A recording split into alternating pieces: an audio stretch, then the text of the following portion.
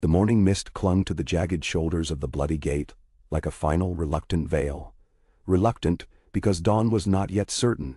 It wished to reveal the secrets it had witnessed in the night. Dew threaded every rivet of iron, traced every weather-worn glyph in the Aaron arms, and hung trembling on the cable-thick chains that barred the Vale of Aaron from the rest of the kingdoms. Within that veil of pearl gray, a hooded rider sat motionless. No banner adorned his lance, no sigil embroidered his cloak. He was as featureless as stone, save for his eyes, which darted with the quicksilver brightness of a swallow in flight. It was not the gate his gaze dissected, but the road behind him. A habit born of many winters spent hunting prey, and more often being hunted. When the first shaft of sun pried a gap in the cloudbank, the rider dismounted. He tethered his horse, an unremarkable bay gelding, to a twisted spindle tree whose bark peeled away in ribbons like old parchment, then knelt to brush a silken glove across the packed dirt. Fresh wheel marks, broad as a brewer's vat, scored the ground. The cart had come in heavy, he noted, burdened by barrels or coffers or bodies. It made little difference to him. The hoofprints that flanked the ruts belonged to a half-dozen destriers, the largest of them shod in hammered steel and bearing the serpentined bite marks of a smith too eager to finish his work. Knights from the gates, likely. He awaited the imprint of a different mount, smaller, lighter, favored by squires and messengers. He found it at last by the ditch, half hidden beneath crushed bedstraw. One rider, traveling apart from the rest, had spurred hard enough that the horse's stride elongated to a desperate racing measure before it veered off into the thicket. That one, he knew, carried more than letters. A thrush chattered overhead. As its song trilled across the hollow, he detected no clatter of pursuit, no creak of armor. The warrior guard who manned the bloody gate were still inside their stone kennel, nursing coarse bread and morning ale. Good. He rolled a pebble between gloved fingers and flicked it into the road. It spun thrice, clacked once, and came to rest like a die cast by fate itself. North, it declared, not south. The rider's lips curved, but the motion died before it might be called a smile. He straightened, brushed the kneeling dirt from his breeches, and touched 2 fingers to the iron pillar that anchored the portcullis. Beneath the leather of his gloves and the polished ripple of his rings, his pulse beat steady and strong, stronger than the heartbeat of any man who had been declared dead 3 moons past had right to claim. Pettier Baelish walked back to his horse, a soft footfall at a time. Each step was careful, each breath measured. In places like these, thresholds of stone that separated one life from another, recklessness could topple everything. He mounted, tugged his cloak to mask his face, and guided the bay into the birch-dark corridor that stretched along the Vale's outer curtain. The bloody gate had served for thousands of years. It would serve him now. As the kettle-drum echo of hooves filled the narrow passage, Baelish thought of the whisper buried deepest in the citadel of his mind. You are not a ghost. You are the hand that writes the future. But the world must believe you are smoke, if only long enough for the ink to set. An hour later, sunlight had burned the last mist from the high road. He approached a shepherd's croft perched upon a slope of wild fennel and fireweed, its shale roof patched with sodden turf that gave off the smell of fresh-turned earth. A boy, no more than 10, drove a flock of shaggy mountain goats toward a pen lashed from stormy bleached limbs. When he saw the hooded rider, the boy's crook faltered. Instinct urged him to run, but curiosity pinned his feet. The intruder spoke first, in a voice soft as plucked harpy string. Your mother keeps a sleepy cat, does she not? Gray as old wool.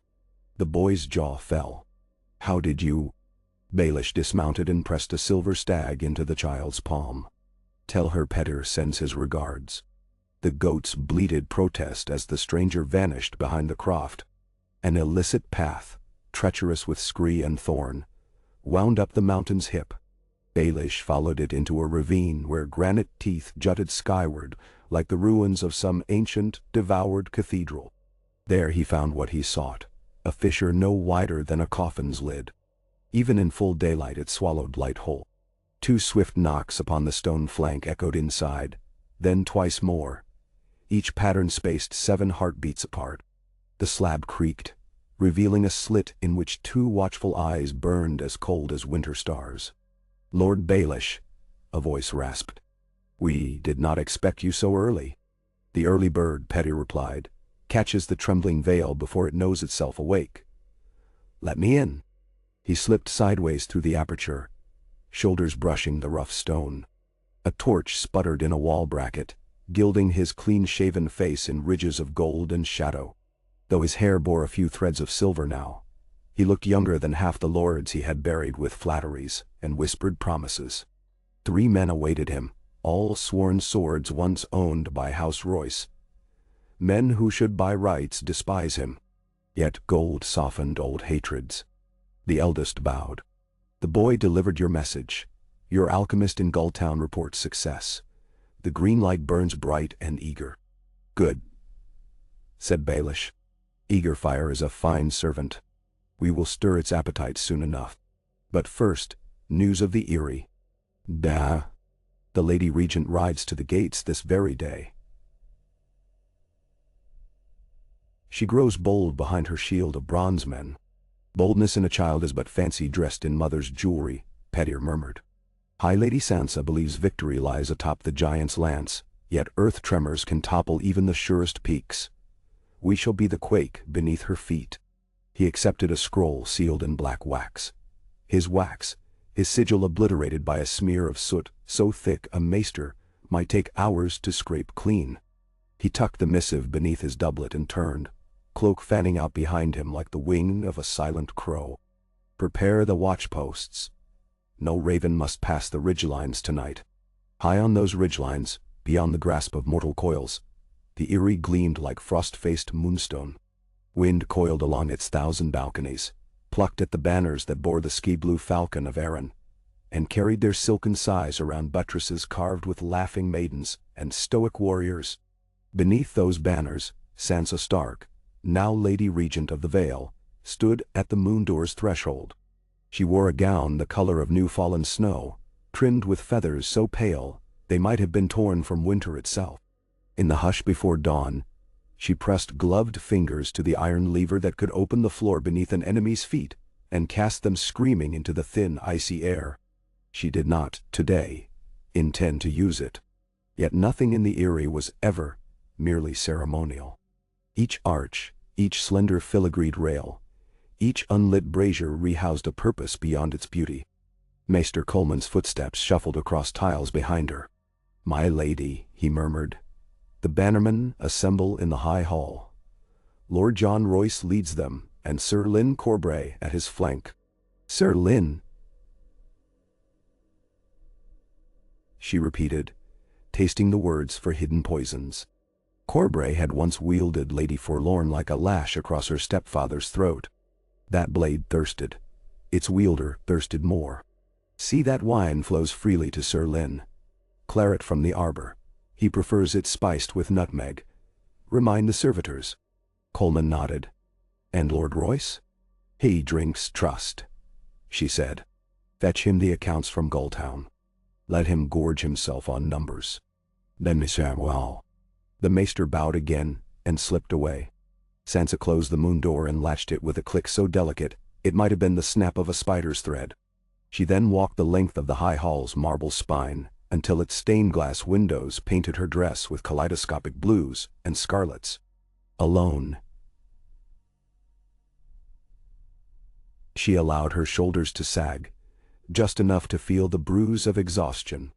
The cold stone beneath her slippered feet whispered of winter's return, though the calendar insisted autumn still ruled the mountains.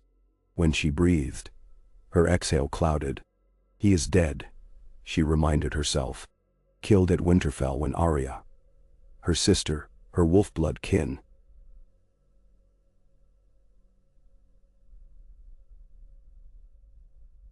had slit Petyr Baelish's throat, and his blood had run like a red ribbon across the flagstones. She had watched him gasp, had listened to him plead, had seen the moment despair eclipsed cunning in his green-gray eyes. The memory should have tasted of justice. It tasted of ash. Yet ash could hide embers. The doors to the High Hall groaned open, and the lords of the Vale surged inward. a tide of wool-clad shoulders and clinking bronze rondels. Sansa raised her chin. She would lead these men. She would safeguard young Lord Robert, frail as a birch sapling in winter. She would outmaneuver every plot, every whisper. That, at least, was what she told the world. But in the silence at the back of her skull, she sometimes asked whether shadows could be slain or merely scattered. Today, the question floated again, persistent as a winter wasp at a shutter. What if Pettier yet lives? No proof existed, none that survived, yet rumors lingered. Merchants whispered of a subtle man, glimpsed in Gulltown taverns, a man whose smile glimmered like a coin in torchlight and disappeared as swiftly. Hedge knights told of a hooded wanderer who wagered fortunes on the dice, then vanished before dawn. When she lay sleepless, she tried to dismiss them. Her sister had killed him. Bran had seen it. Arya had done it. It was true. But truth is a weapon, and weapons can be forged false. Deep beneath the Eyrie's storied floor, in passages only stone masons remembered, an old woman named Thistle crept through a forgotten crypt. She bore a candle stub and a ledger bound in cracked blue leather. Thistle had scrubbed pots in the buttery since the days of Jon Arryn. No one noticed her now, save for the scullions who called her Auntie Moss and mocked her bent back. That bent back hid a scroll case strapped beneath her shawl. When she reached the seventh alcove on the left, the one marked by a chipped gargoyle with milky quartz eyes, she knelt, set the candle before it, and produced a tiny iron key from her bodice. The lock released with a sigh. Inside the alcove, no bones rested. Instead, a stuffed raven with silver-threaded beak perched on a beam. Its wings were spread, its eyes two obsidian beads drilled by human hand. Behind the raven sat a polished copper disc etched with 5 concentric circles, each circle quartered by delicate radial lines. Thistle rotated the disc thrice counter-sunwise, paused, then half again. A pneumatic hiss replied. The floor stones slid, revealing a cavity no bigger than a wine cask. She lowered the ledger inside. "You'll have more soon, my lord," she whispered to the darkness below. Her voice trembled, part dread, part devotion. "Gulltown's tar was cheaper this fortnight. We purchased extra per your design." She replaced the stones, turned the disc, and slotted the raven back in place. The secret remained unseen, for now. As she shuffled away, the candle guttered, and in the fragile wobble of its flame, the raven's beaded eyes seemed to glint with sudden life, as though some distant puppet master had tugged its strings. Far beneath that puppet master, in the miniature valley called the Redford Trough, 3 black wagons rattled toward a hamlet where barley fields undulated like a patchwork sea. The drivers wore the sigil of House Waxley, a black pitchfork on burnished copper. But the wagon's cargo belonged to no Waxley.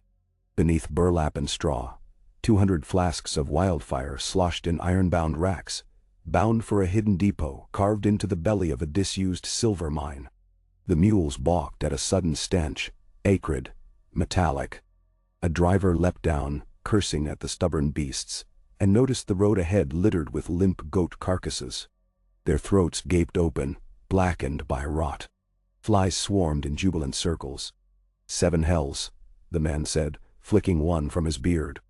The forest on either side had grown silent. Even the breeze held its breath. He drew his dagger and advanced, but a whistle sliced the air. An arrow took him in the throat. He crumpled without a sound. From the tree line emerged figures in gray cloaks, mottled with leaf-green patches, camouflage known only to the mountain clans. Yet these were not clansmen. Their boots were Caldwell leather, the sort sold for gold in King's Landing. Their leader raised a hand, and crossbows leveled at the remaining drivers. A single word, no louder than falling ash, drifted from his lips. "Yield." They did. The gray-cloaked men approached the wagons, inspected the barrels, and affixed a wax seal bearing a mockingbird. Not a soul among them spoke of Pettier Baelish, but their precision, their silence, their snake-quick efficiency, these were the fingerprints of his will. When the last barrel was accounted for, the gray leader pulled a cipher wheel from his pouch, turned it twice, and read the resulting letters. B-R-I-M. He smiled. "Brimstone on the morrow, he told his second. The Lord of Shadows drinks to vengeance. Pettier rode through a tunnel of black alder and hornbeam saplings, their branches laced above him, like the ribs of a sleeping leviathan. He heard the whisper before he saw the messenger, footsteps pattering on fallen leaves. A boy of perhaps 12.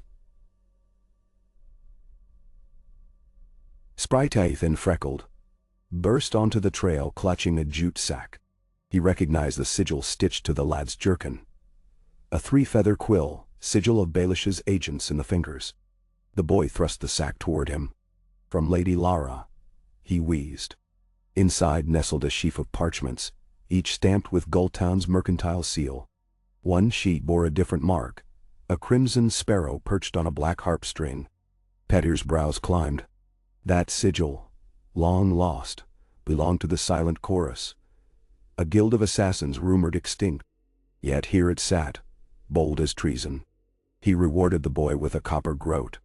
Find the nearest village and purchase yourself a pasty. Tell no one of me. He spurred his horse onward, but his mind lingered on the parchment. If the Silent Chorus lived, they could be blade, mirror, and smoke. They had served Licini princes and Bravosi magisters, but never had they served him. Until now. Or perhaps they served another who sought to shape him as he shaped the veil. Trust was a coin minted one face at a time. One misprint, and the realm collapsed. He must weigh this carefully. Night firmed its hold over the veil, casting long shadows that fused with the mountain's own dark geometry. At the eerie, banqueting tables groaned beneath platters of roast boar, candied chestnuts, and swan glazed in orange. Sansa presided from a dais draped in Arryn blue. Lord Jon Royce debated grain tariffs with a regie-faced Gunnan Belmore. Sir Lyn Corbray laughed too loudly at a joke that was barely spoken. Yet above the clamor, Sansa heard something else, a whisper of wings. She looked up. A raven wheeled past a high lancet window, then vanished beyond the tower's peak. Strange. No ravens dared these altitudes at night, save those called by blood. She excused herself, ignoring Royce's protest, and ascended the winding air stair to the rookery. There, beneath a roof of shattered slate, she found a single raven perched amid the roosts. One she did not recognize. Its feathers shimmered with an oily sheen, and a silver thread tied a scroll to its leg. Sansa coaxed the creature closer with dried corn. When she unknotted the scroll and unfurled it, only 3 words greeted her. Trust no shadow.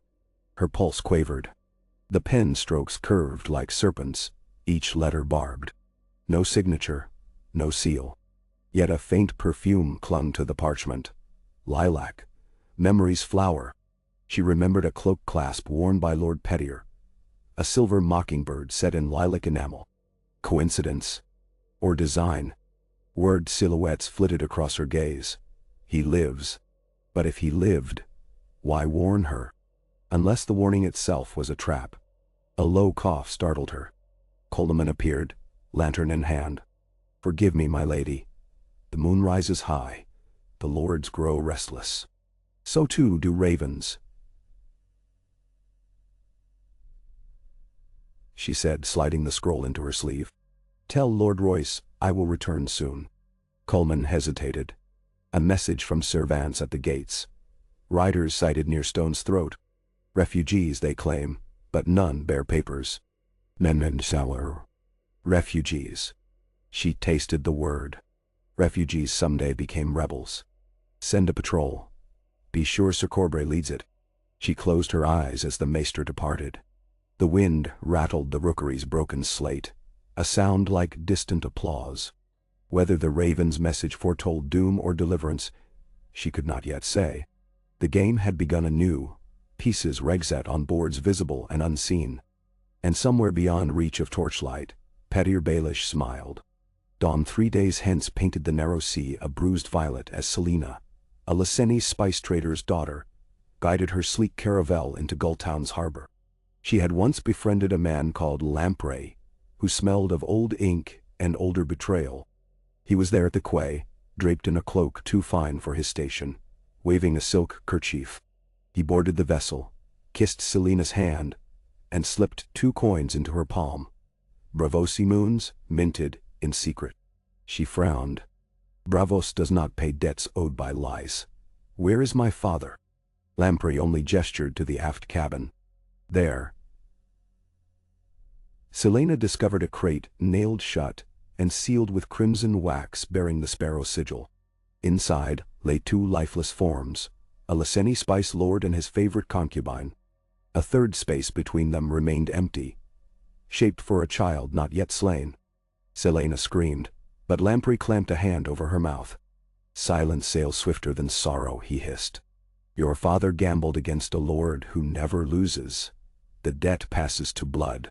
She fought, bit, clawed. Yet Lamprey's grip hardened. At length he whispered, "Swear fealty to the Master of Shadows, and the child may yet live." Selena nodded amid tears. Her cries sank beneath the gull's screech and the harbor's surf. Lamprey withdrew, leaving her to cradle the cold bodies. At the quay, a cloaked figure watched. Mockingbird pin upon his breast flashed once, then vanished under gray wool as he turned away. Sansa rode a sure-footed Garin down the zigzag mountain stair toward the gates. Frost glittered on every verge. It snapped beneath steel-shod hooves like thin glass. Beside her, Lord Royce guided his massive destrier as though it weighed no more than a palfrey. The air stung her lungs, each breath a crystalline shard. They spoke little. Royce's silence weighed heavy.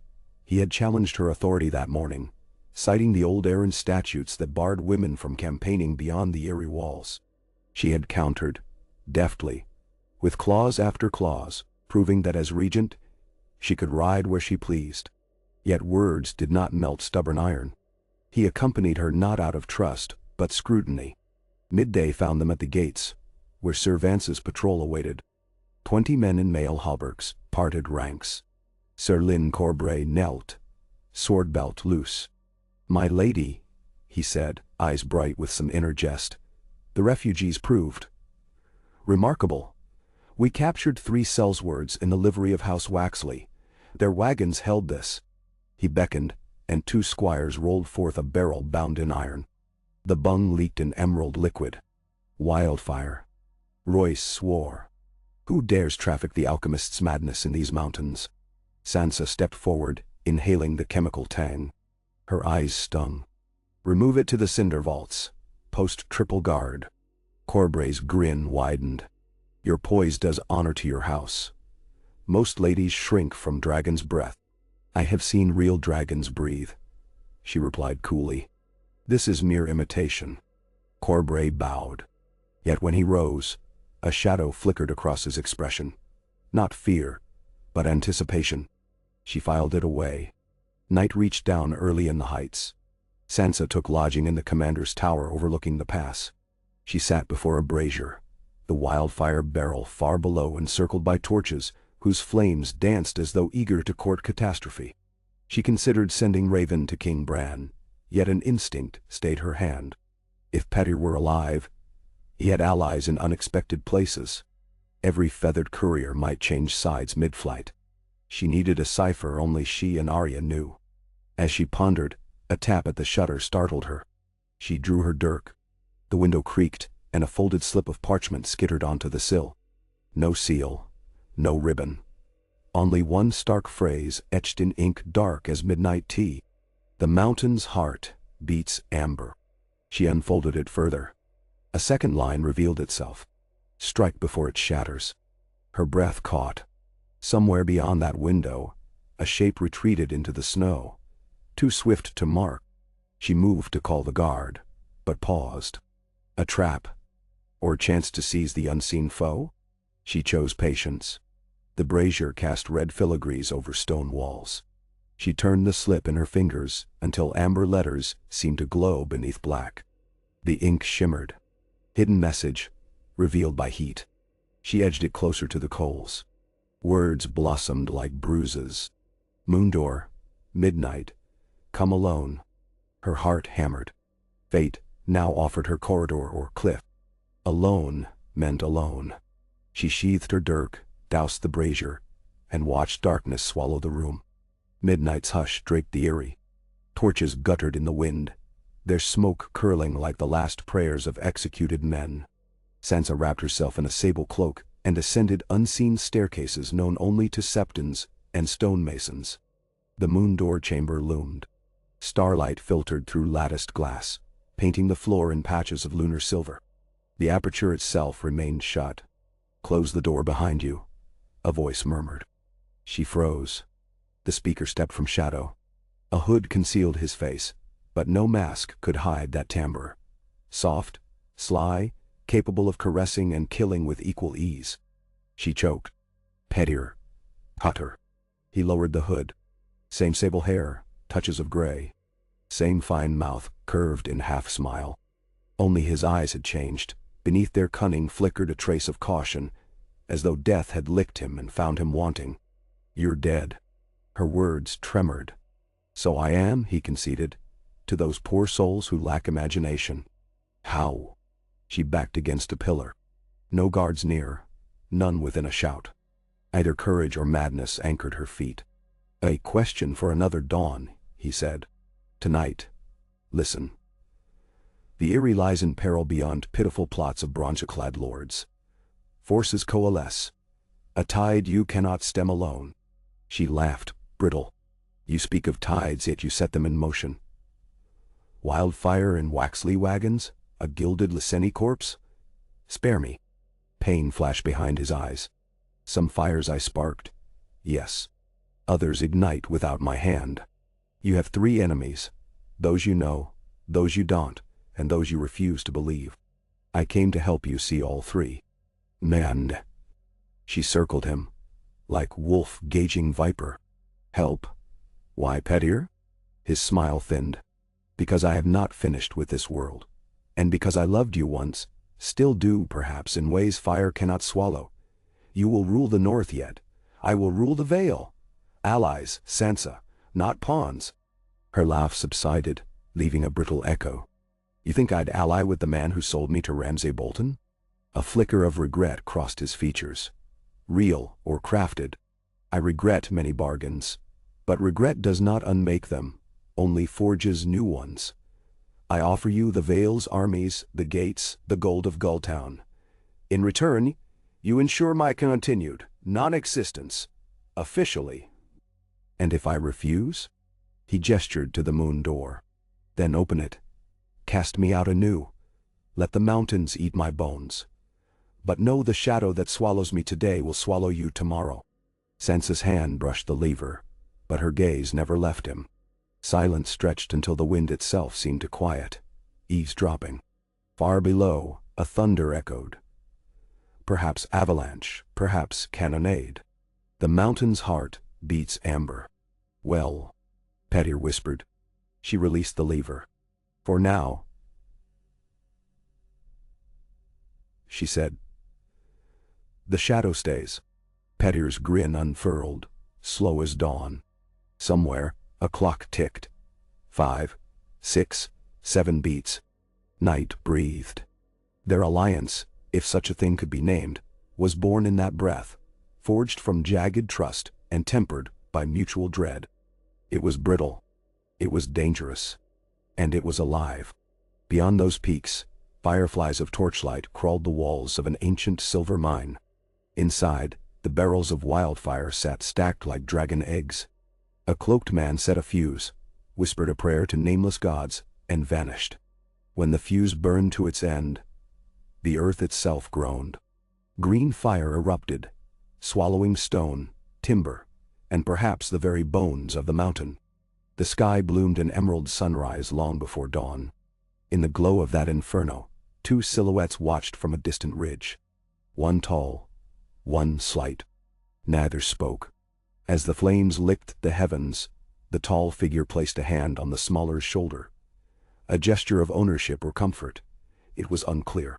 The smaller one trembled. In the Val's dark valleys, every shepherd, every knight, every child woke to the false dawn, and wondered which god's wrath had come. Pettier Baelish smiled without joy. Somewhere, Sansa Stark counted heartbeats, and wondered whether she had opened the moon door after all. And so the game turned. Ka. Mist curled through the high valleys long after dawn, a pale ghost weaving between rock spurs and snowdust pine until every creek and meadow lay drowned beneath its opaque hush. In that hush, word of the midnight firestorm traveled like a fever dream. Men swore they had watched the sky itself peel open, revealing a furnace in the bones of the mountain. A green sun that burned without heat, yet scalded their souls with dread. By noon, every village square in the lower vale throbbed with rumor. Some blamed oath-breaking alchemists. Others whispered of ancient dragon spawn roosting beneath the peaks. None guessed that the blaze had been a whisper speak to one woman and to one man, that it was less weapon than letter written in flame. Sansa Stark descended the narrow pass from the gates at break of day, her cloak smeared with ash that sparkled like black diamonds in the sunlight. She rode with Lord Jan Royce and a grim entourage of 30 Arryn men-at-arms, but none exchanged more than curt signals. Every tongue felt swollen, as though the devastation had charred even their speech. When they reached the Frostwater Ford, they found charred pine corpses still smoking, sap hissing into steam. Streaks of half-melted glass littered the ground where wildfire had kissed sand and grit. Royce dismounted, stooped, prized a shard free with mailed fingers. The stuff shimmered emerald. "Alchemist's craft," he muttered. "Targaryen hellfire. Gods save us." "No gods are near," Sansa said, reins coiling limp between her gloves. "Not here." She eyed the slope above the ford, where stone bluffs loomed like silent jurors. Somewhere beyond them Petyr watched, or his agents did. She could feel the weight of unseen eyes like frost on her spine. Part of her wanted to gallop, to feel a living heart beneath her seat, instead of this uneasy stillness. Yet she mastered the urge. A ruler does not run from shadows. They camped at dusk where a ring of yew trees formed a natural stronghold overlooking the burning scar. Royce ordered palisades hacked from green limbs and posted sentries in triple shifts. Sansa, slipping between fires to avoid the gaze of Corbray's skulking squire, retreated to a solitary boulder overlooking the valley. There she unpacked a small birch-bark canister, Lord Petyr's parting gift. Inside lay a miniature glass lens and a single square of parchment, blank to ordinary sight. She warmed the paper over a candle stub. Fresh words bled out, bronze against cream. "One match is never struck but once. Another waits." She read it thrice, searching for meaning. Another what? Another blaze? Another rival? She tucked the page away, heart thumping. Each riddle he dripped into her life proved sharper than the last. Either she rose to meet them, or they severed her from power as cleanly as a headsman's sword. Across the campfire, Sir Lyn Corbray sparred with 2 squires. Sparks flew each time Lady Forlorn rang against their practiced blades. His dark eyes fixed on Sansa whenever she glanced his way, as though he could smell the page's secrets. She forced herself upright, brushed moss from her skirts and strode toward him. She would not cower beneath suspicion. She would meet its glare with her own. "My Lady Regent," Corbray greeted, sword reversing in a flourish that traced sizzling arcs of ember light. "Do I amuse?" "You trouble me," she replied, voice even. He laughed. Easy, lilting, almost musical. "I trouble many. Comes of being pretty and dangerous in equal measure." He tossed the blade to his offhand, tested its weight. "Our camp reeks of fear. Care to tell your sworn swords why our mountains erupt with swallow-green flame?" "Spare dramatics," she said. A mine collapsed, pitch ignited. His eyes narrowed. "You expect me to swallow that like barley stew?" "I expect you to keep the gates secure, Sir Lyn. Do that, and stew is on us both." She turned away, cloak snapping crisp as banners. Behind her, Corbray's smile dissolved into a slit of thought. His loyalty could be purchased. He'd once tried to sell Lady Forlorn to Lord Baelish for a purse of gold. But some men bartered not for coin but for thrills. Sansa let the image sit. Corbray fenced for sport. Soon he might fence for her throne. Night thickened. Sansa retired to her tent, dismissed guards, and lay upon a pallet of furs. Sleep danced beyond reach. She saw Petyr's half-smile behind her eyelids, heard wildfire roar like a lion caged beneath stone, felt its dreadful glow painting the inside of her skull.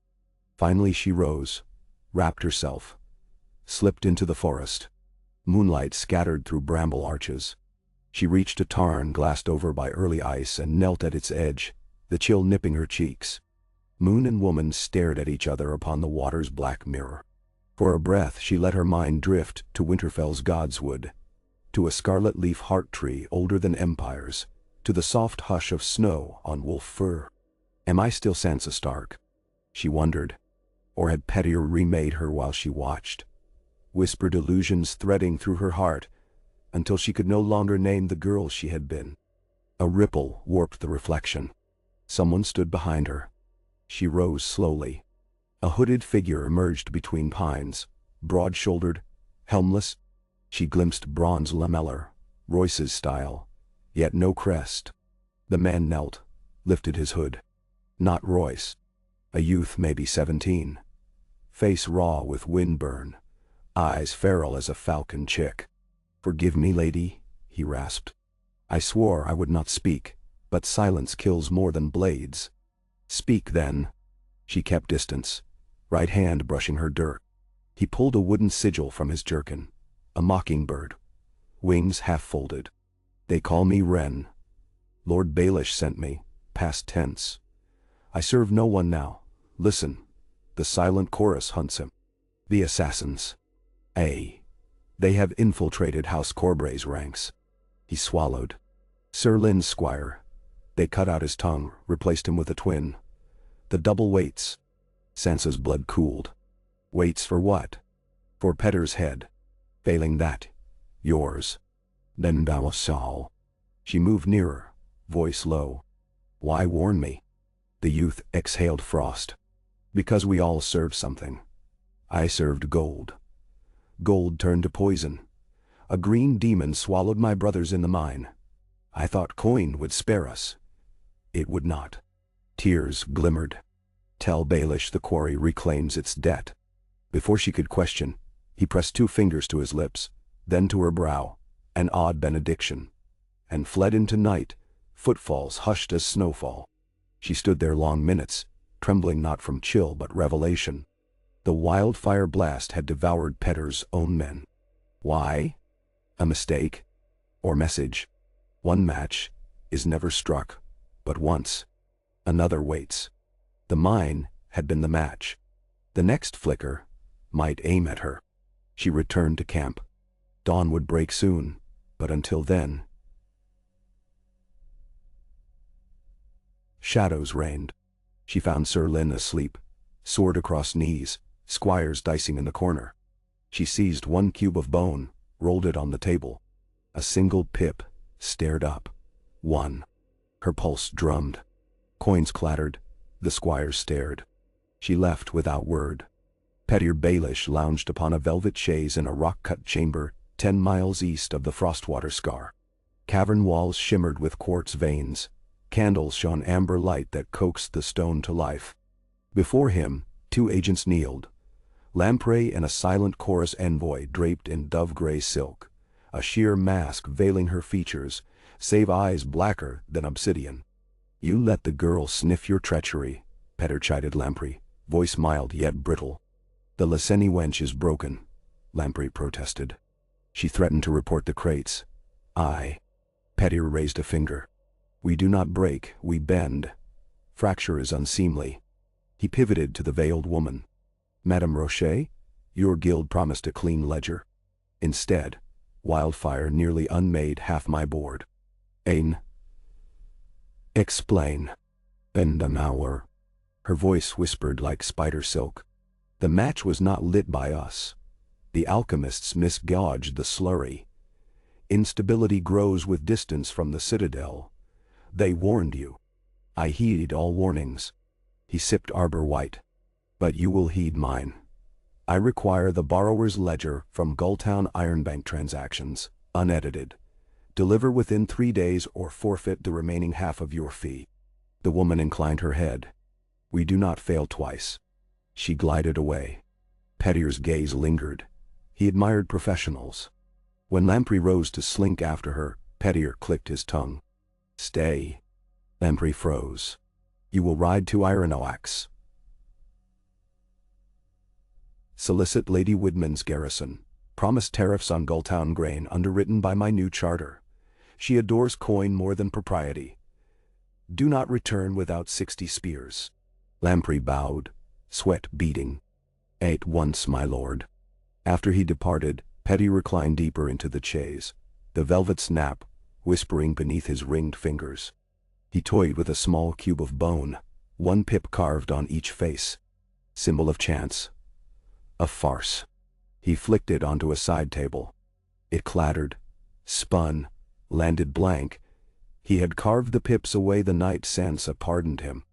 Chance was illusion. Only design remained. The map unfurled before him. Wildfire fear. Sansa's need for his counsel. Corbray's ambition. The chorus's vendetta. He must shepherd them all. Wolves, lions, shadows. So they devoured one another, leaving him sole predator. But the youth called Ren, Pettir's eyes narrowed. Treason sprouted where men believed themselves moral. He would pluck that weed soon, before its roots spread. Morning found the Frostwater camp buzzing. Scouts reported a troop of Waxley men-at-arms riding hard toward Newkeep, claiming orders from Gulltown's master of coin. Royce cursed blackly. No coin master commanded troops in the Vale. Sansa tasted Pettir's fingerprints. She convened command beneath a wind-swept ridge. Royce, Corbray, Servants, Mester Coleman, and a dozen bannermen ringed her. She laid out 3 objectives. Secure Newkeep, investigate wildfire caches, and trace the mine's backers. Corbray scoffed at the last, a thief's errand sniffing ghosts. She met his scorn with quiet steel. Ghosts toppled Harrenhal. Sir Lynn, we breathe their ashes still. He fell silent, jaw working, but the glint in his eye sharpened. She noted it. They split forces. Royce led heavy cavalry south to Newkeep. Corbray escorted Sansa and Coleman east to survey the ruins. Vance remained to guard the gates. As horses trod down a pale dawn, Sansa inhaled mountain air laced with lingering acid scent. She thought of Bran back in Winterfell reading histories through Raven's eyes, and Arya roaming Bravos or beyond. She was alone, but not undone. Their party wound along goat tracks above the rubble-strewn valley where wildfire had burst. Clouds of green-tinged vapor drifted, shimmering sickly when sunbeams stabbed through. Corbray's knights tied silk scarves over mouths. Coleman held a potion of sweet water and crushed mint beneath his nose. Sansa pressed a sprig of winter rose to her lips, tried not to gag. Where cliffs had once jutted, now lay a bowl of molten glass fused with ore and timber. The mine entrance yawned, collapsed, its lintel charred obsidian. They dismounted. Squires hammered pitons into softer stone. Ropes creaked as they descended. The air grew hotter, damper. At the base, tunnels branched, some intact, most splintered. Coleman scraped residue from the walls into vials. 3 parts saltpeter, 2 quicklime, he murmured. Alchemists indeed. He touched char stains. Powdered obsidian. Why augment wildfire with obsidian? Obsidian slays White Walkers, Sansa said softly. Corbray's head snapped around. Children's tales. Children. I will not bury, she snapped. Collect every shard. Deep in the mine they found a vault door warped by heat. Squires prized it with iron bars. Inside lay blackened corpses fused to slag, among them lamp glass still intact, emblazoned with a grinning skull pierced by rose thorns. Coleman hissed. Not alchemists, rose guild smugglers. Corbray shrugged. Smugglers dabble in anything that shines. But Sansa recognized the sigil from Pettir's constructs. The Black Rose, a Lysini intelligence cabal, rumored extinct after the doom of Valyria. Yet here they lay entombed in green death. Pettir allies then eliminates, she thought. He slays with accidents. She pocketed a skull-etched shard, turned to climb out. But her boot caught on something metal. A domino mask of hammered silver, eyes slit narrow. She lifted it. A silent chorus execution mask. Its edges dripped partially melted obsidian. She stared until the world wavered. Corbray called. She stuffed mask inside her gown and followed. Surface wine slapped her cheeks with fresh chill. She gulped, biting air, eyes watering. Corbray mounted, leaned near. "You're pale." "Mine fumes." She nudged her Garin forward. They rode to a plateau ringed by spruce. There, Corbray held up a hand. "My lady, a word alone?" Knights withdrew. He dismounted, approached. Voice low. "You trust Royce too blind." "I trust no one blindly," she replied. "You trust me less, I wager. Wise. Yet you sit astride a tempest. Wildfire. Smugglers. Masked killers. You need a sword that sings for you." She eyed Lady Forlorn, its edge winking. "Your sword sings only for blood." "True." He smiled fox-like. "But decide whose." He extended a gloved hand. "Name my price." She considered. Corbray's loyalty bought was loyalty leased. But for short wars leases sufficed. When the storm clears, Gulltown's port fees drop to half for ships flying the Corbray keel. He laughed. "Coin again." "Very well. Knight me in gold." He grasped her wrist, kissed the back of her glove. She allowed it, barely. Deal struck. They remounted. Neither saw the arrow until it thudded into a birch trunk between them. Corbray spun, drawing steel. Sansa's horse reared. 3 more shafts hissed from tree line, arrows fletched in goose white. Shafts lacquered midnight. Silent chorus. Knights rallied. Crossbow bolts streaked back. Shadows wove between trees. Silent warriors moving like tide foam. Pale masks. Slitted eyes. A squire screamed, an arrow through throat. Corbray charged, sword whirling silver arcs. Sansa urged her Garin behind a boulder. Heart thudding. A masked assassin lunged at her, dagger coated in pooling green. Wildfire jelly. She ducked, slashed with dirk, tore leather. He staggered. She kicked his knee. Heard pop. But another leapt the rock. Overhead strike. Before it fell, a quarrel punched through his mask. Sir Lynn's. Corbray bellowed a curse of triumph, yanked arrow free, stabbed again. The assassins fell back, dredging wounded. Corbray pursued to tree line, but silence swallowed them. Gone like mist. He returned panting, blood speckling irises. 7, he said. 1 for each hell. They aimed only for you. Sansa's breath steamed. She gripped the silver mask beneath her bodice until it bit. They will aim again. She turned to Colaman. Send Raven to Newkeep, warn Lord Royce, and to Maester Wolken at Winterfell. Tell him the Stone Crows may ride south. We need every clan loyal. Coleman quaked, but obeyed. She faced Corbray. Ride with me back to the gates. We fortify, gather the mountain clans, prepare for siege. And he... Siege? His brow rose. Shadows wore better in walls than woods. I will choose the battlefield. She wiped blood from cheeks. Pedir's war found us. We now find him. 2 nights later, a cloak and dagger meeting unfolded beneath the ruined sept of old runestone. Pedir arrived first, guards fanning out amid fallen marble saints. Wind keened through shattered rose windows. He lit a brazier, tongues of flame breathing life into moss-crusted pews. Soon torches approached. Lord Grafton of Gulltown, slim and balding. Lady Widman of Ironox, tall in iron dragon scale. And Sir Harold Harding, Sweet Robin's designated heir, his boyish face lined with suspicion. My lords, my lady, Pedir purred. Tragic days draw brave hearts together. Harding spat. Spare honey. Wildfire murdered a score of Waxley men. For coin you promised. Pedir's smile dipped. Waxley greed birthed poor craft. They mined too deep, ignoring warnings I furnished. Grafton snorted. Warnings buried in footnotes. He brandished parchment. You shift blame while your spies hijack our caravans. Lady Widman raised a gauntleted hand. Enough. We rule the Vale, not bicker like port whores. Royce marches on Newkeep with 500. If he seizes Waxley lands and Grafton's harbor, our positions crumble. She eyed Petyr. What is your solution, Lord Protector? He bowed. Simple. Unite under Harding's banner tonight.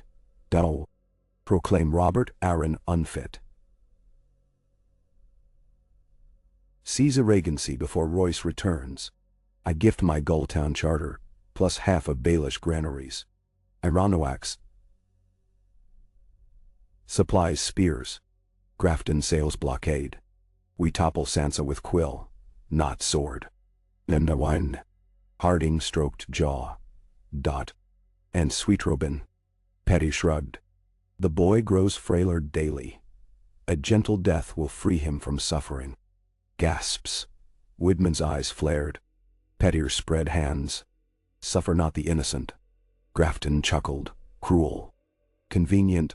Martyrdom. Harding looked northward where airy spires glinted under icy moon. Ambition warred with conscience. Petyr tasted the struggle. Pressed advantage. I raised you from nothing, harry the air. I can raise you higher still, or bury all. Harding's jaw firmed. He nodded.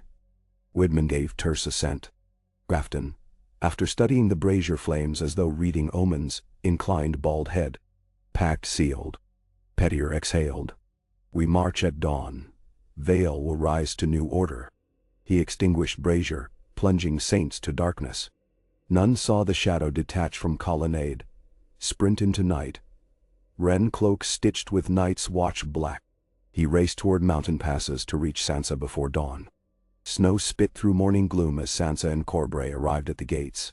Vance greeted them with grim news. Royce's scouts reported Grafton ships assembling war galleys. Harding summons spreading valley to valley. Baelish rumor resurrected. Sansa clenched reins. So he plays open now. She dismounted. Send messengers to every clan chief. Stone crows, burned men, black ears, milk snakes. Promise they keep their ranges if they march for me.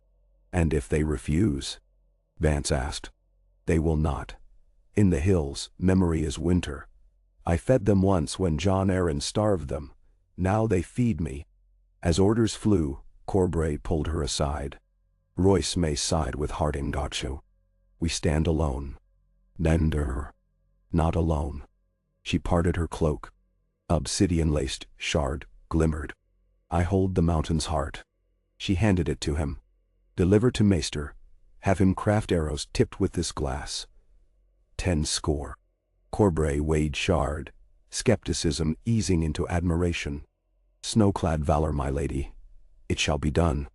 Evening fell, bringing Wren half dead from exhaustion. He collapsed at the perimeter, gasping Petyr's pack. Sansa knelt, cradled his head. You did well. He coughed blood.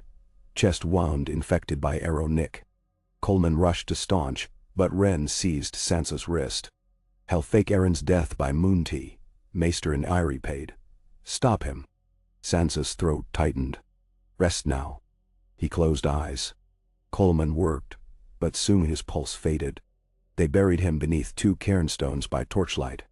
Sansa placed the mockingbird token atop the mound. A silent promise. Betrayals repaid. She entered the gate's command tower, unrolled a Vale banner across table, and plotted. Petyr planned coup dawn tomorrow. To thwart. She needed speed impossible by land. Unless air served. Moon door.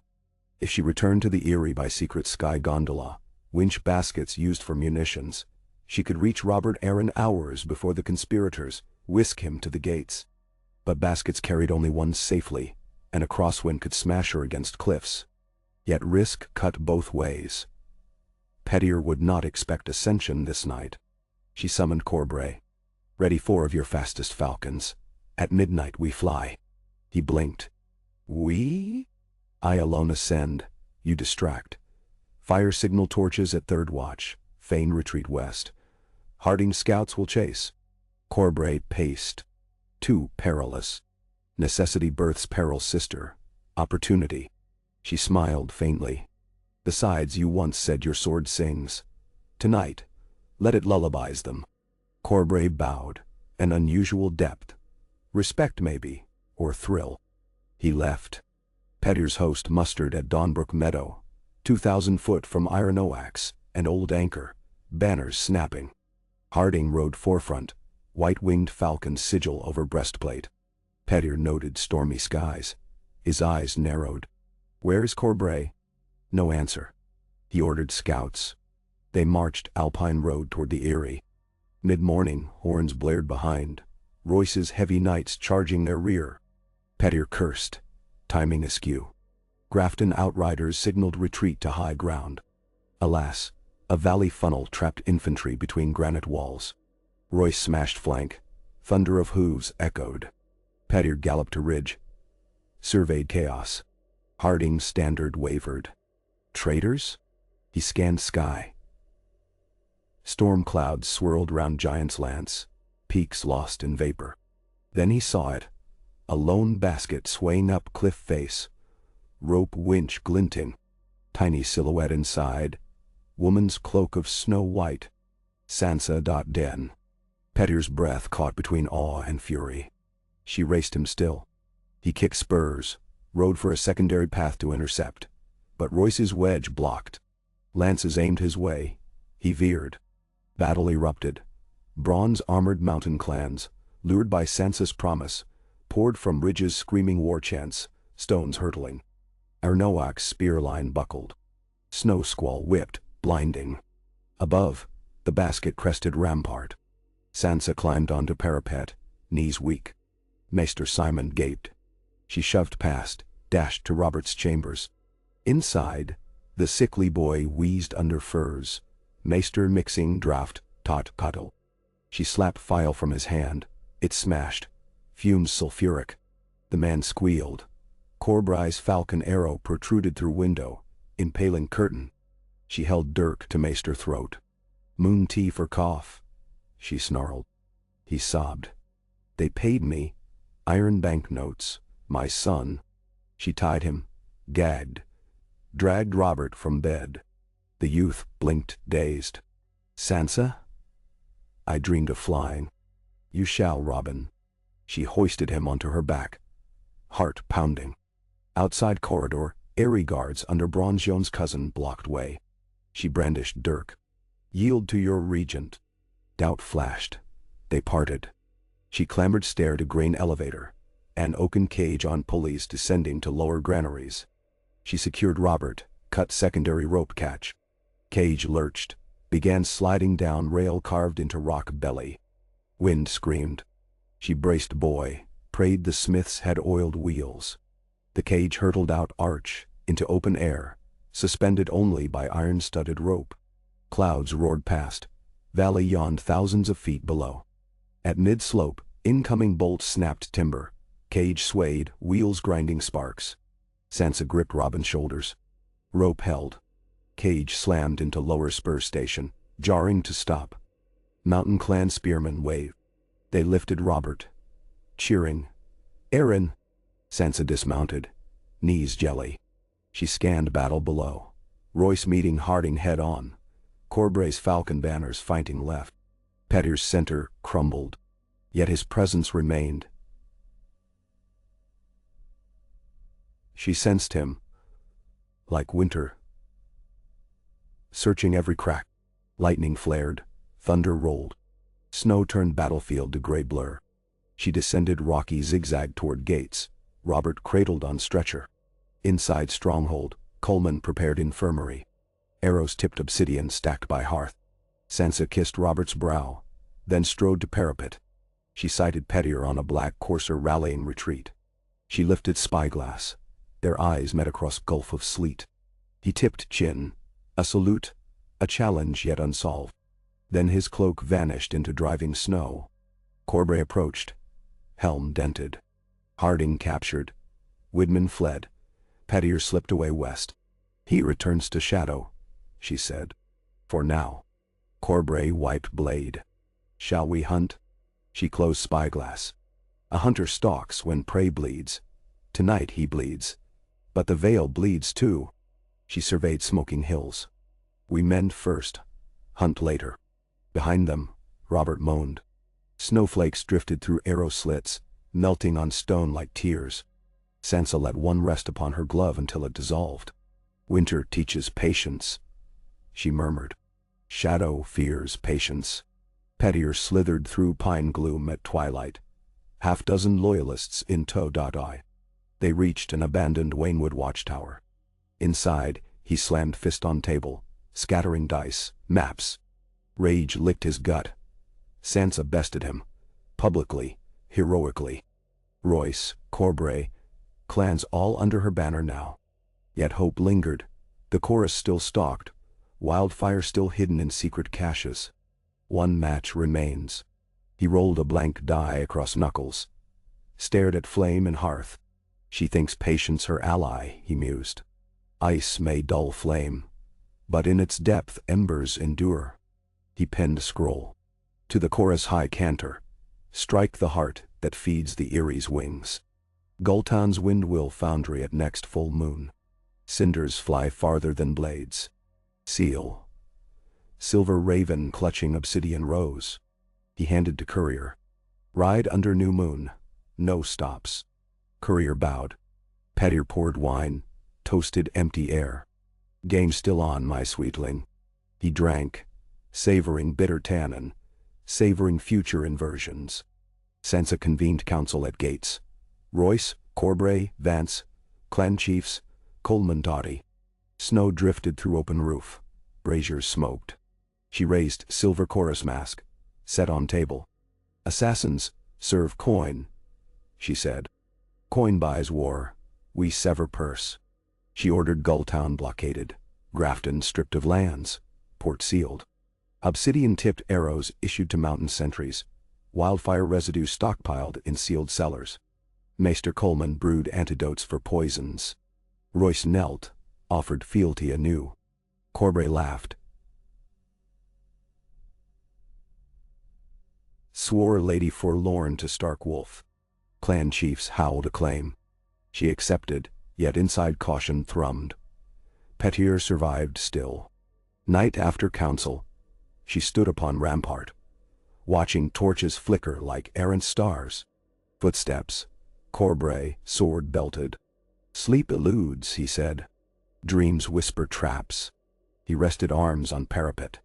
Baelish will not stop. I know. We could end whispers. Send his head to every village. She breathed frost.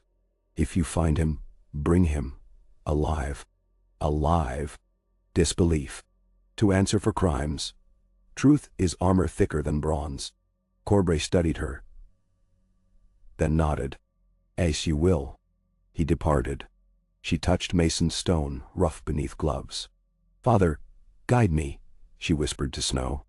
Somewhere far, a dire wolf howled. Perhaps memory, perhaps omen. She lifted gaze to northern constellation, pointed star glowing cold. Home felt distant as myth. But she forged a new home now, in ice, stone, and wary hearts. She returned to chambers. On her pillow lay a folded slip, edges crisp. No seal. Heart hammered. She opened, blank door. She warmed over candle. Words surfaced. You ascended, little bird. Yet, birds belong in cages. Watch the sky. Anger flared, but fear stronger. She tugged bell rope. Guards thundered. Double watches on ramparts. Signal archers. Eyes skyward. As soldiers scattered. She clenched note, until nails bit. Pettier still perched on branch above, ready to drop stone at head. But she had wings now too, forged from iron, knocked with obsidian. Next time stones fell, she'd fly to meet them. Snowstorms punished the Vale for 3 weeks, cloaking passes, stilling armies. During white silence, Sansa fortified alliances. Clan chiefs feasted under Gates' roof. Royce drilled militias. Corbray oversaw obsidian arrowsmiths. Robert's health improved under Coleman's decoctions. Slowly rumors turned. Some called, Sansa the Mountain Wolf. Yet in Gulltown, whispers persisted. Odd shipments of saltpeter diverted to Windmill Foundry, night gangs moving crates under whaling gulls. Harbor folk spoke of a slender woman in dove-gray mask paying silver sigils for secrecy. On the eve of full moon, Cloudbreak revealed stars bright as nails hammered into velvet. Sansa stood outside Command Keep, sense uneasy as raven wings. Corbray strode up, hair snowflecked. Scouts report chorus movement near Gulltown's mill, he said. I ride within hour. I ride too, she said. He frowned. Royce insists you stay. Royce commands knights, I command realm. She fastened cloak. Prepare. They galloped at dawn, snow crunching. Through Ice River Ford, over frost-rimmed meadows, past villages where children waved blue falcon flags newly stitched with direwolf in corner. By dusk Gulltown's walls rose. Lighthouses, beacons gold. Sansa smelled smoke before saw flame. A spindle tower near harbor, windmill, erupted, shards of glass spewing. Green talons roared skywards. Wildfire barrel chain reaction. She spurred, shouting. Town bells pealed. Citizens fled alleys. Flames leapt roof to roof like rabid cats. Harbor water hissed as burning slurry spilled. Corbray's knights unleashed bucket brigades. Archers shot rope arrows to pull flaming beams from rooftops. On Mill's remains, chorus assassins in gray slashed any trying to douse inferno. Sansa rode straight, dirk flashing. One assassin lunged.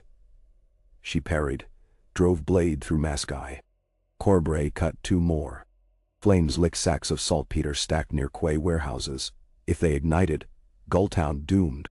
Sansa seized horse and galloped to dockmaster's crane, clambered ladders, cut hawser holding crane jib. Boom swung, knocking burning timbers into sea. Sparks cascaded in starburst. She shouted orders. Townsfolk rallied, forming chains. Hours later smoke thinned. Dawn's earliest blush revealed charred district, but harbor saved. The windmill blackened husk jutted like a burned tree. Maester boats retrieved half-melted masks. Chorus dead or fled. Corbray approached, streaked with soot. Pater's coin certainly. Sansa rasped, voice raw. Coin can't buy conscience. She turned to townsfolk hauling buckets, faces smeared yet determined. They cheered her name.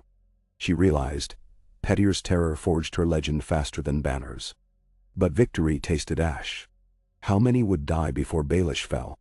She gazed east where sunrise hazed sea rose gold. A gull circled, lonely cry. On beach below, waves washed char notes of obsidian. She pocketed one. Corbray surveyed her. Next step. She inhaled salt air. We hunt beyond Vale. He hides in fingers or crownlands, but coin flows from Bravos. She met his eyes. We sail. Winter sees savage, he warned. So are shadows. She walked toward castle, mind alight with roots. Allies. Davos Seaworth in White Harbor. The Night's Watch trade network. Baelish nested in secrets. She would flush him with open daylight. Wind lifted her cloak, snapping like banner. In its rustle, she heard echoes of Father Ned's voice, honor duty, as well as Petier's serpent whisper. Every man a piece, every piece a ladder. She chose her answer, stern as winter steel. Pieces or not, she would be no man's ladder. She would be the stone at board's center, unshakable. And if shadows crept, she'd kindle dawn. Far in a snow-choked watchtower, Petier sensed shift he could not name. He fingered blank die, carved a single pip anew.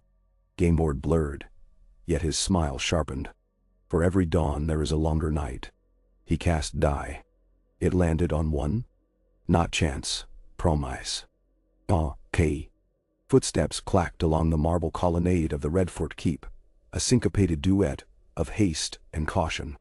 Bronze Jon Royce, helm tucked under one arm, advanced beside Lady Sansa Stark, whose white wolf cloak trailed like a shard of snow in candleglow. They had ridden hard from smoke-scarred Gulltown, leaving Corbray's knights to stabilize the harbor. Now, deep inside the Vale's sturdiest mountain citadel, they sought an audience with Sir Cador Redfort, Yon's kinsman, master of 1,000 shields, and first among the lords who had not yet declared themselves in the storm. Cador received them in the shield hall, beneath a ceiling carved with overlapping oaken escutcheons, each battered disc a trophy from ancestral battles. He was a gaunt man in basalt-colored mail, silver streaking his trim beard. His welcome was formal, neither warm nor cold. He listened while Sansa outlined the wildfire attack, Petyr Baelish's plot to usurp the regency, the silent chorus lurking beneath hood and rumor. She spoke plainly, sparing no detail of the dead miners, the poisoned moon tea, the green conflagration that might have devoured Gulltown entire. When she finished, Royce added a soldier's blunt summary: Harding imprisoned, Grafton quelled, Widman fled. Yet the Shadow Lord, as smallfolk now murmured, slipped the noose. Silence pooled. Wind rattled shutters. At last Cador placed both scarred palms on the table, fingertips brushing the sigil of House Redfort. A red castle portcullis. "I hold you in esteem, Lady Sansa," he said, voice a rasp from years barking orders on high walls. "But the Vale bleeds from many wounds. Some here whisper that you draw Baelish's wrath upon us, that the North's quarrels sour our fields." Sansa felt the words like fine needles under her skin. She met his gaze. The North's quarrels ended with winter's dawn. Baelish is not a northern pestilence. He is the Vale's own son, forged by its politics, fed by its treasuries.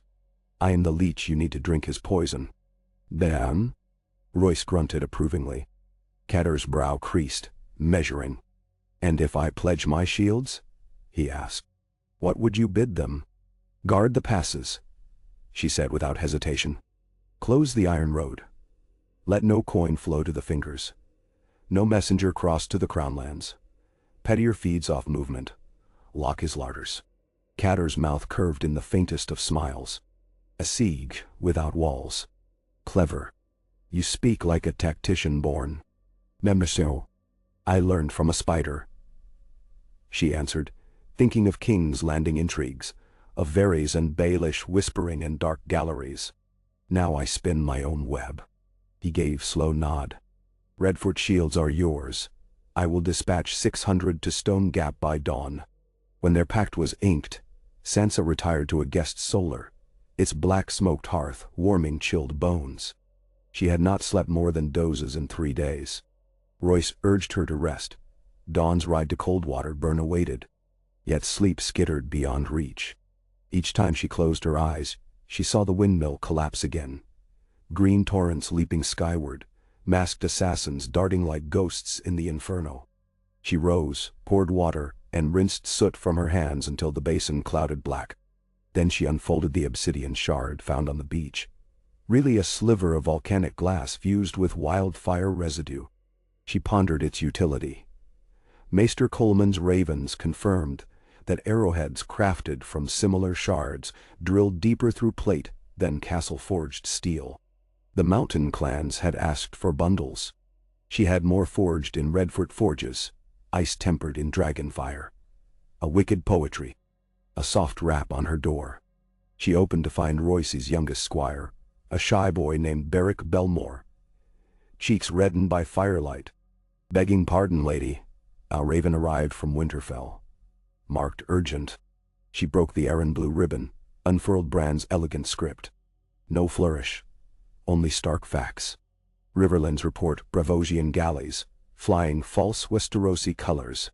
Rumor, Baelish chartered. Destination uncertain. Perhaps Maidenpool for supply, perhaps Fingers. Eyes to the sea. We send 10 towers long ships to support. Sansa exhaled. Baelish shifted pieces across ocean squares now. She needed her own maritime counter. White Harbor's courtly Manderleys owed the North high favor, but to sail deep into Vale waters, they would want more than gratitude. She dipped quill, drafted plea to Lord Wyman's granddaughter Willa, newly Lady of Newcastle. Aid me and the Vale joins North in trade league. Fish for grain, silver for shipwrights. She sealed with direwolf and falcon conjoined. The falcon she borrowed from Aaron ring she once wore in King's Landing. The direwolf wax mold she had carved herself at Winterfell's rebirth. When the letter left on moonlit wings, she finally surrendered to sleep. Pettier Baelish crouched on a wind-swept promontory at the edge of the fingers, basalt crags thrusting like witch teeth from churning surf. Below, waves smashed against sea caves, foam erupting into night. He watched twin galleys tack into a hidden cove, lanterns shielded, black sails slack as shrouds. The first bore a carved prow of a weeping maiden. The second, a snarling manticore. Braavosi captains loved melodrama. He rose, cloak snapping about his calves, and descended a goat track to shore where his quartermaster, Eldric Valentine, waited among stacked barrels smelling of pitch and pungent oil. 2 days behind schedule, Peter noted, scanning hull silhouettes. Storms? Royce patrols, my lord, Eldric said, tugging nervous at a gray streak of beard. We hugged the sisters to dodge them. Petter's smile flashed, short and lethal. Royce thinks Sieg. I think Slipknot. He gestured at barrels. The alchemists in Lies claim this is a perfected brew. Lights even underwater. Eldric grimaced. Light the sea? Ships too? Just fortifications, Pettier assured. A demonstration for recalcitrance. He waved deckhands to unload. Scrawny crewmen rolled casks up slick cobbles, grunting. Pettier oversaw like artisan, admiring mosaic. Each barrel wore his private sigil, burned discreetly on underside lip. A mockingbird whose wings merged into dagger blade. He turned to Eldric. Dispatch half of it by mule to Heron's Beck. The farmhouse beyond the ford. It lies atop Royce's grain staging. A midnight torch should starve them by wheat fire come morning. Now. Eldric nodded, then hesitated. My lord, the men whisper of the chorus. They say the last contract failed. Some fear they now hunt you as well. Pettier lifted a brow. Assassin's honor only coin. I pay thicker purses. But Lady Sansa. Eldric began, then swallowed as Pettier's eyes chilled. She is the sun to my night, Pettier said softly. We chase forever. That is our nature. He clasped Eldric's shoulder with deceptively gentle pressure. Mind barrels, not whispers. Shadows kill slower than wildfire. He strode to the nearer galley, boarded, and descended into Captain's cabin where Lithane Rocher awaited. Veil removed, sharp cheekbones glistening in oil lamps' glow. She inclined head. Our courier returned. Your letter reached the High Cantor. Payment accepted. And the target? Set. The chorus strike at dawn 2 days hence, in Ironowak's woodline. Royce's baggage train. Detonations disguised as bandit raid. Good. Then we bleed his campaign. Meanwhile we starve the gates. Pettier poured 2 cups of Taroshi pear brandy, handed one to her. The glass trembled the slightest in her grasp. Uneasy? No, she lied smoothly. But I wonder, when you win, what becomes of Vale, of us? He sipped. I rebuild order, an order where merchants like you thrive. The north bleeds coin propping winter walls. The reach sulks under new Tyrell guardians. The Vale will ascend. A crossroad of commerce I shepherd. He touched her wrist. And those who aided me will hold keys to every counting house. Her eyes shone, azure in lamplight. Promises melt quicker than wildfire. So does resistance. He set cup down. We sail by dawn tide. I must greet an old friend on Sisterton. Someone adept at forging Arryn signets. Between Redford and Coldwater, snowmelt rills laced down pine-clad gullies. Sansa's column advanced. 300 Vale men in bronze, 100 clan warriors in patchwork leathers, and a score of northern outriders, under Cord Talltree, a lanky umber cousin on loan from last heart. Corbray rode near her, cloak azure with white falcon. She had insisted the Valley Lord see them together. Rumors of his mercurial loyalty would fade beneath simple spectacle. Yet rains wept through morning. Sleet by noon. The Coldwater River swelled, washing out ford timbers. Scouts reported footbridges downstream collapsed. Royce's campaign wagons now stood vulnerable without river crossing. Sansa ordered laborers to fell pines, craft crude pontoon. Clan chiefs grumbled. Time wasted. But time buys survival, she retorted. At sunset, she took refuge beneath a cliff overhang beside Corbray. They shared a lean meal of smoked venison. Wind howled through the ravine like wolves reenacting ancient griefs. She unrolled a small cloth. The silver mask from mine, the blank die Petier carved, the beach shard, Bran's warning letter. Corbray eyed the relics. A private shrine? He joked. A lexicon, she said. Each piece, a line of language he speaks. What does the die say? That chance serves only design. She tossed it. Its blank faces slapped stone. He means to decide which side it shows. Even blank, he claims outcome. Corbray wiped mouth. So we carve our own pip. He drew dagger, flipped die to her. She caught. He offered blade. Mark your symbol. She considered. Then pressed tip. Scored small six-pointed star. The snowflake sigil for House Stark. Seldom used. Tiny incision, but defiant. She handed dagger back. Corbray studied die. Smiled. Now when he casts, winter answers. Rain eased by dawn. Engineers finished trestle over Coldwater. As men marched, a rider thundered from east. Belmore Bannerman, armor dented, eyes wide. Wildfire at Heron's Beck, he cried. Granaries ablaze. Royce supplies gone. Shock rolled through column. Sansa shut her eyes briefly. Petier's counterstroke, predictable, yet biting. She turned to Corbray. We must conserve stores, cut ration, but push faster. Without grain, Royce cannot sustain siege. Redford has cellars, Corbray suggested. Too far upslope. We claim Ironowak's orchards instead, she said. Lady Woodman fled. Her folk need order. We give order, take harvest. Messages flew by Raven. They marched, double pace. Clan warriors harried Petier's foragers along foothills, capturing mules laden with mystery kegs, more pyre barrels. Coleman analyzed residue. Wildfire variant laced with wag-beat pulp to cling like tar. Sansa ordered casks sunk in river. Green flares hissed underwater, spitting toxic smoke through rushing current. Fish floated belly up. A lesson. Even drowned, Baelish's wrath burned. 4 nights later, they reached Ironowak's. The castle's gates gaped, portcullis shattered inward. Smoke still curled from arrow loops. Woodman's steward surrendered. The lady had sailed east under Baelish's promise of Braavosi Haven. Sansa installed clan chief Tymet, Two Spears as castellan. Shocked to Vale lords, but loyalty demanded reward. She convened moot in absent ladies' hall. Before assembled tenants,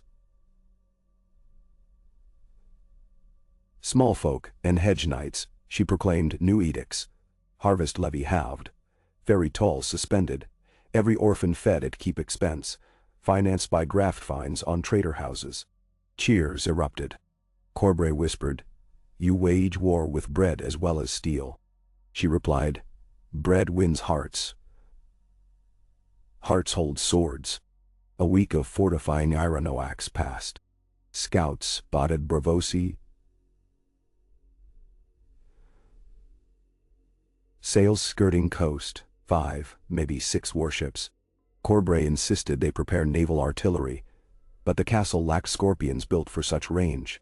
Sansa dispatched ravens to White Harbor again, pleading for Lady Willa's swift longships. She offered salvage rights to captured foreign vessels. Willa's reply arrived 2 days hence, brisk and bold. Longships sail with tide. Pray your seas calm. With Ironowak secure, Sansa rode to salt pans on eastern shore, seeking crossing into riverlands to court Blackwood bowmen. She left Corbray in command, with instructions to send obsidian arrow volleys against any Braavosi landing. Royce, regrouping sans grain, massed at Runestone to join later. Coleman remained to oversee wounded. The ride south followed broken shepherd tracks along cliffs. Cord's northern outriders led, singing rough shanties about giants gorging on sheep. Sansa's guard comprised mixed Vale archers and clan javelin throwers. At dusk they reached a wind-carved arch rock locals called the Wailing Woman. Legend said the stones moaned when storms gathered. Tonight they moaned indeed. Low, mournful. Lightning forked far seaward, painting waves ghost blue-dotted near. While camp formed, Sansa walked atop the arch alone. Spray flecked her cheeks. She contemplated gulf below. Pettir's domain lay west, yet Hold's his fingers reached across every wave. Could she truly strangle his networks? She rolled blank die between thumb and forefinger, its snowflake pip glinting. Her star confronted the blankness, refusing invisibility. A crunch of gravel echoed. She pivoted, hand on dirk, to see a hooded woman in dove-gray silk emerge from shadows. Lithine Rocher. No mask this time, only keen eyes like midnight glass. Rain slicked her cloak. She raised empty hands. "Parley," she said. Sansa stilled guards behind ridge with subtle hand. "Speak." Baelish plans torch of salt pans granary at next moonrise. He'll blame Selsail reavers. Starve riverlands so they spurn your plea. Sansa narrowed eyes. Why betray him? The woman's lips twisted. Betrayal is currency. He devalues his own coin when he lies. She stepped nearer, whisper cut by wind.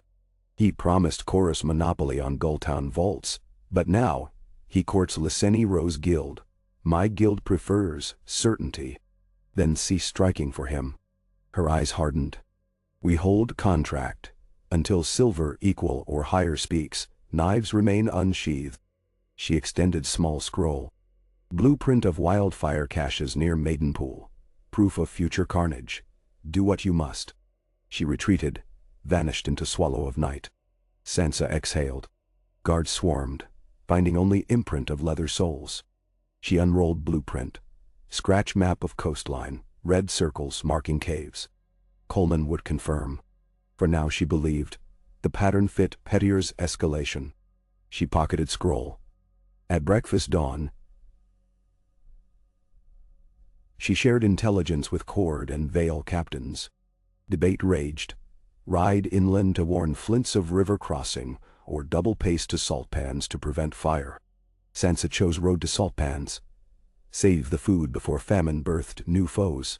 They galloped. Yet by arriving dusk, they smelled smoke. Salt pans tide flats murked with black hulks of burned warehouses. Wildfire green flames still licked timbers, though sea sprayed them. Townsfolk wailed. Corbre's falcon arrow standard flew on distant hill. He had anticipated, marched through night. At wharf he greeted her blood-spattered, but alive. Arrived moments after Spark, he said. Routed raiders, Norvoshi corsairs wearing crow's teeth insignia. False flags. He handed charred scrap. Mockingbird dagger sigil scorched. Left in leader's satchel. Sansa's stomach clenched. Pettir taunted. They buried dead, handed grain salvage to Blackwood barges. Ravens darkened, dawn sky, with news of White Harbor, sails inbound. Sea war imminent. Hawaii. Deep inside Maidenpool's mask market, Pettir met with Lady Widman under a tar-stained canopy. She was haggard, hair unbraided, eyes red. You promised sanctuary, not exile. She snapped. Ironowak's lost. My people. My life. Pettir offered soft sigh. Lost seeds gain. When I retake Vale, your loyalty rewards double. And the man said. She spat. I saw wildfire burn my orchards from ship rail. You're doing. He held her gaze. Calm. You hesitated. I acted. Greatness tolerates no vacuum. He produced parchment. Deed of Wild Elaine, copper mine, twice value of her lands. Her eyes flickered greedily. He pressed on. Sign pledge of fealty. Copper funds your return as Duchess of a New Order. Trembling. She signed. He sealed. slid into cloak. Now gather those still loyal. When I signal, rise at Ironoak's rear gate. Obsidian arrows cannot pierce from behind. Bams. She nodded, half entranced, or perhaps half broken. He left, mounting steed bound for Sisterton rendezvous. There, Braavosi warships awaited orders to cut White Harbor Fleet. Willa Manderley's longships, sleek white plank hulls, pierced narrows off Cape Kraken in wedge formation. Captain Rorik called crow's nest sightings of Braavosi galleys approaching with tide. Heavy fog veiled recognition. Drums thudded as fleets drew near. Suddenly Braavosi scorpions loosed. Bolt crashed through mainmast of lead Manderley ship. Surprise. Rorik flung command. Ships, break, flank. Manderley archers returned arrow rain. Sansa's obsidian tips, newly delivered, found gaps in Braavosi hull seams like angry wasps. One galley's tar-covered hull ignited when an obsidian shaft struck wildfire keg-lashed to rail. Irony thick as smoke. Green explosion lit dawn dim gray. Manderley sailors cheered. Battle raged hours. In the end, 3 Braavosi ships sank. 2 captured. Manderley losses 1 longship, moderate. Prisoners revealed paymaster. Eldrick Valentin, Baelish's quartermaster. Willa quilled Raven to Sansa. Sea shadow lifts. We close on Gulltown. Nah. Sansa received letter at Ironoak's. Joy flickering dottle. She penned swift reply. Blockade fingers coast. Deny escape. Royce marches east to trap.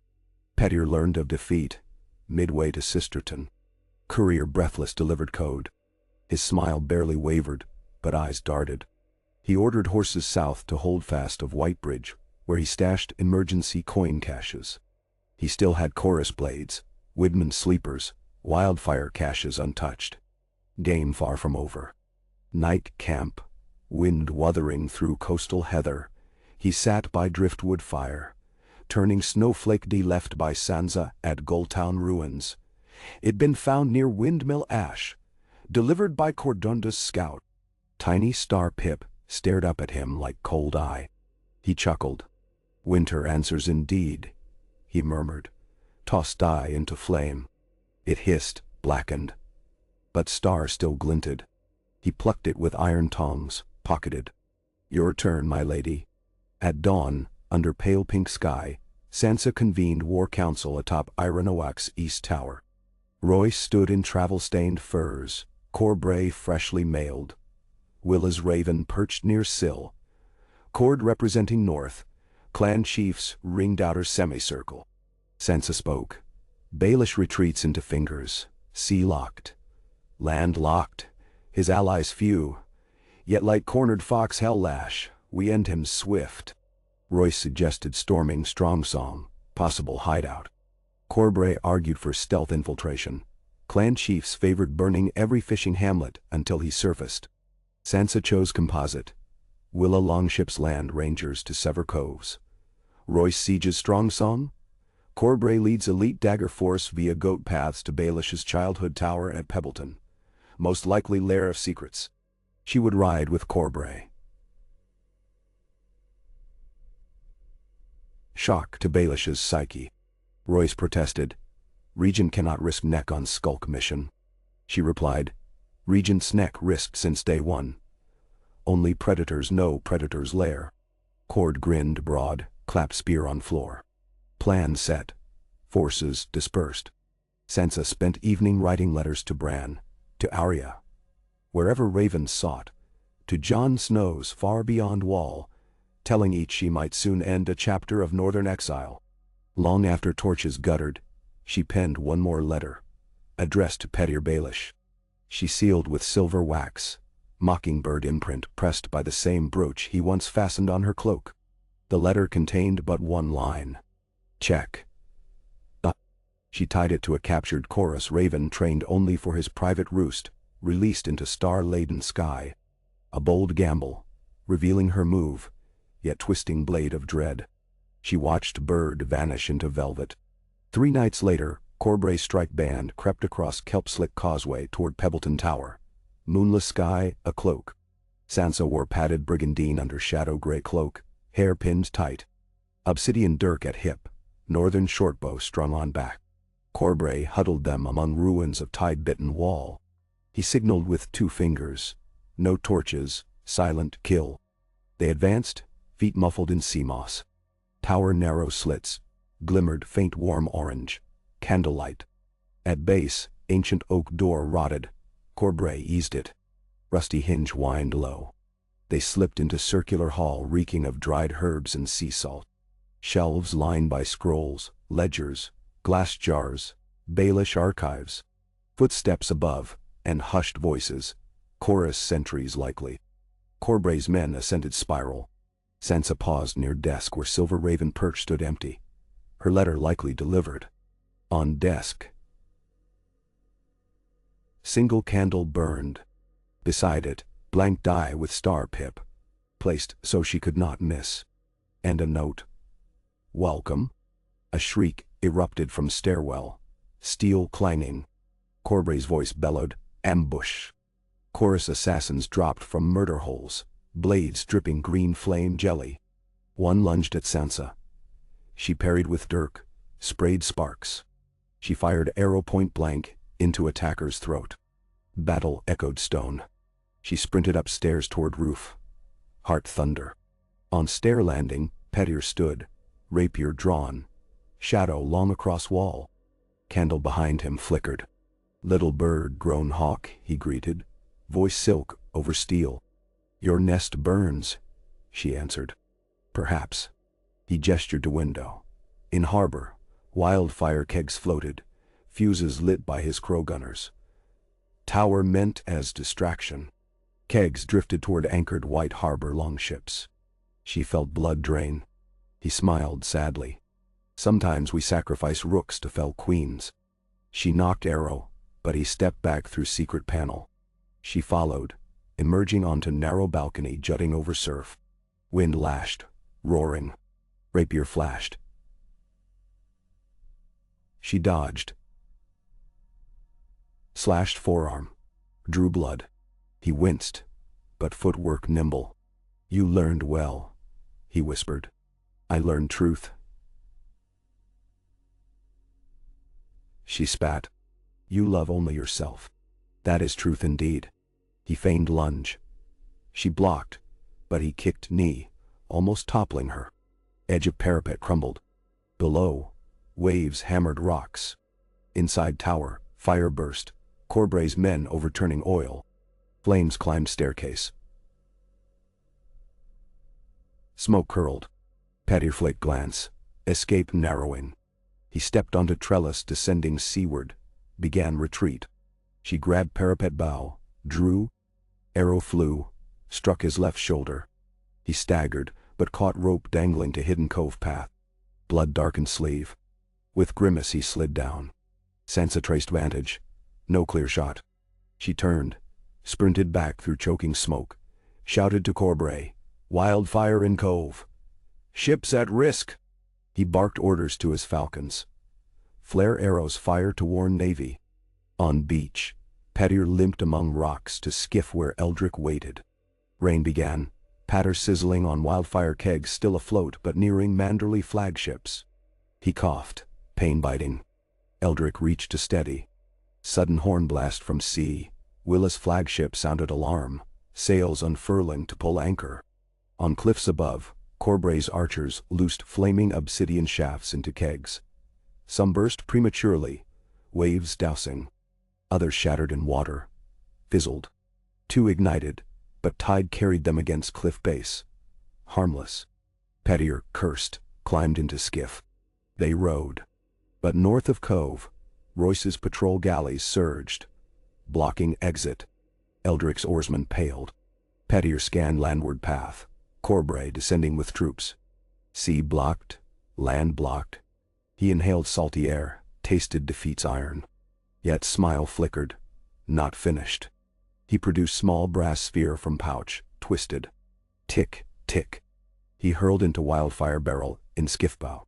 Eldrick shouted, but Petyr leapt overboard, shoulders screaming. Sphere detonated. Skiff erupted green. Shockwave hurled him deeper into surf. Spray quenched fire on clothes. He surfaced amid foam, clutching plank. Darkness swallowed him as thunder rumbled. Behind, tower burned. Wildfire hissed. Arrows rained. Chaos hid escape. Current dragged him toward Breaker Cave. He led it, mind plotting anew. Dawn after battle, Pebble Beach littered with char wreckage. Corbray's men searched but found no corpse matching Baelish. Sansa stood over smoldering skiff remains, jaw tight. She recovered his torn cloak clasp. Mockingbird and dagger, snapped pin. Evidence of wound claimed. But living proof eluded. Royce arrived by horse, reporting Strong Song empty of traitors. Widman's copper mine burned from within, sealed. Petyr's networks fracture. Yet without body, legend persists. Sansa convened war camp on cliff. She addressed lords, clan chiefs, sailors. Petyr Baelish is broken, she said. His web shredded, the veil stands free. But until his breath ceases, vigilance stands guard. We will seal every cave, patrol every tide pool. We rebuild granaries, orchards, harbors. We rule ourselves. Cheers thundered. Night. She walked shoreline alone, waves soothing. She held shattered clasp, cast into sea. Goodbye, or challenge? She whispered. Fly far, mockingbird. But the wolf hunts still. As gulls cried overhead, behind reef shadowed figure crawled onto starlit sand, arm bound in torn silk. Petyr rose, dripping, eyes aflame. He gazed at Ironowak's banners on cliff, at torches marking Sansa's tent. He pressed right hand to wound, crimson seeping between fingers. Next game, he murmured, voice hoarse. From pouch he withdrew Sansa's star-pipped die, clenched it. Winter may answer, but shadows echo. He limped into dunes, destiny unresolved, pursuit eternal. And high on cliff, Sansa Stark, regent of the Vale, felt cold wind shift, as if fate flipped a coin. Blank on one side, snowflake on the other, still turning through night.